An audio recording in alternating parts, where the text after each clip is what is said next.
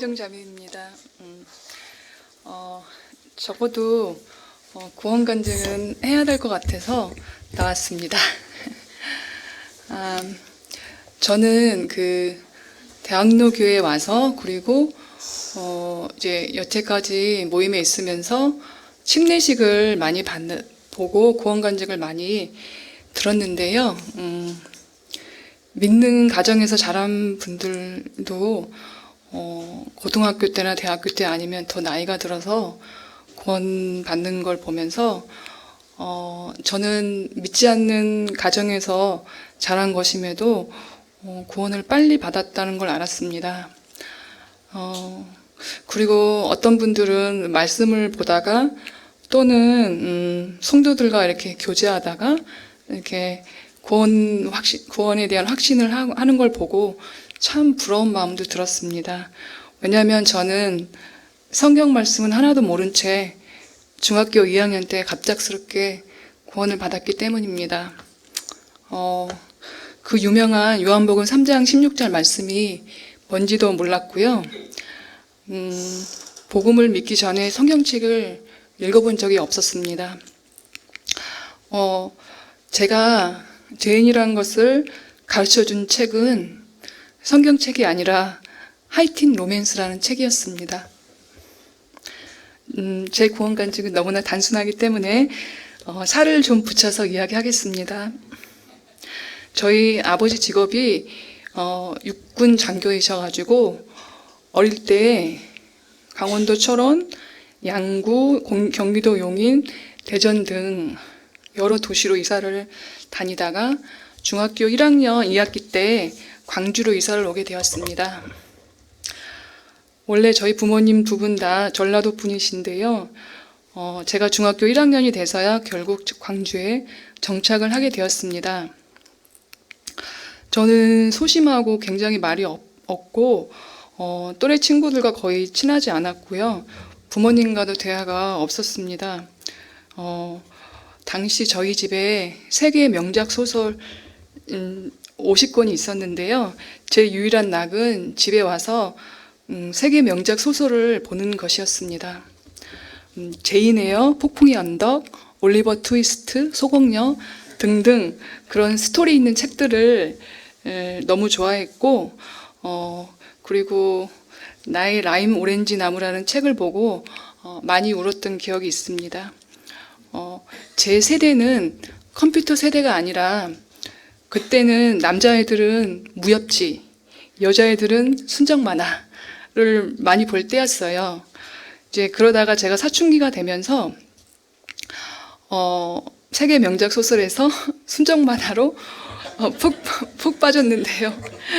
그때 당시 들장미 소녀 캔디가 나와서 TV로 못 보니까 몇몇 친구들하고 만화책을 돌려보면서 어떻게든 그 만화책을 봤던 것 같아요.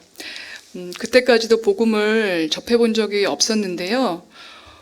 어쩌다가 가게 됐는지는 기억은 나진 않는데 저희 아빠 부대에 상무대 군인교회라고 있었습니다. 그 상무대 군인교회 학생부를 잠깐 다니게 되었어요. 그때는 저와 여동생, 남동생도 다 같이 상무대 군인교회 학생부를 다녔었는데요. 그러다가 어느 날 제가 집에 혼자 있을 때 두 사람이 저희 집에 오셔가지고 사형리에 대해 설명해 주었고 그때는 그게 사형리라는 거를 몰랐고 나중에 구원받고 사형리라는 걸 알았습니다. 이제 그분들이 천국에 가려면 예수님을 영접해야 한다면서 영접 기도를 따라하라고 했습니다. 저는 지옥에 가고 싶지 않아서 영접 기도를 따라서 했지만 그때는 저는 복음을 전혀 알지 못했습니다. 그냥 제가 죄인이라는 걸 인정하는 정도였습니다. 그러다가 언제부터인가 제 자신이 정말 죄인이라는 생각에 고민에 빠진 적이 있었는데요. 그건 제가 학교 자율학습 시간에 교실 맨 끝에 앉아서 애들하고 하이틴 로맨스 책들을 돌려보면서 그 스토리에 몰입되면서부터입니다. 저는 집에 와서도 잠잘 때 그 스토리 생각을 하며 상상을 합니다. 그러다가 제가 어느 순간 제 마음이 음란하다는 사실을 깨닫게 되었습니다. 하이틴 로맨스나 순정 만화 이런 책들을 보면서 그리고 그 스토리를 상상하면서 제 스스로 제가 죄인이라는 것을 깨닫게 되면서부터 저의 고민이 시작되었고 저의 이러한 마음 때문에 한참을 고민하고 힘들어하던 중 같은 반 중학교 2학년 때 같은 반 친구 한 명이 자기네 교회 학생부에 무슨 집회가 있는데 오라고 초대를 해서 가게 되었습니다. 그 집회 시간이 저녁 시간이었던 것 같아요. 그때 그 학생부 집회에서 다른 거는 기억이 안 나고 한 가지 기억나는 거는 전도사님이 어떤 설교를 하셨고 그 후에 회개해야 된다고 해서 불을 껐습니다. 그래서 어떤 학생은 큰 소리로 울면서 기도하고 또 어떤 학생은 구석지로 가서 흐느끼면서 기도하고 그러길래 나도 죄인이기 때문에 회개해야 된다는 생각이 들어서 다른 학생들처럼 저도 구석지로 가서 기도를 했습니다. 저는 그때 십자가를 떠올렸는데 순간적으로 복음이 깨달아졌습니다. 저는 그게 구원이라는 걸 몰랐는데 나중에 모임에 와서 그게 구원받는 순간이라는 걸 알게 되었습니다. 제가 그때 깨달은 것은 제가 엄청 큰 죄인이라는 것과 예수님이 내 대신 십자가에 죽으셔서 제가 용서받았다는 것, 그리고 천국과 지옥이 실제로 있다는 것, 그리고 제가 천국에 갈 수 있다는 것을 순간적으로 알게 되었습니다. 큰 기쁨과 감사가 제 마음에 있었습니다. 저는 갑작스럽게 복음을 알게 돼서 한동안 수업 시간에도 버스 탈 때도 예수님이 내 대신 십자가에 죽으셨다는 생각 때문에 한동안 멍했던 것 같습니다. 그리고 중3 때 저희 담임 선생님이 저희 부모님을 불러서 제 성적이 거의 전교 100등씩 시험 볼 때마다 떨어진다고 인문계 고등학교를 갈 수 있겠냐는 그런 말을 했었다고 합니다. 하지만 저는 그 후로 그 친구 교회인 장로교회를 다녔고 어른들 부흥 집회를 쫓아다녔습니다.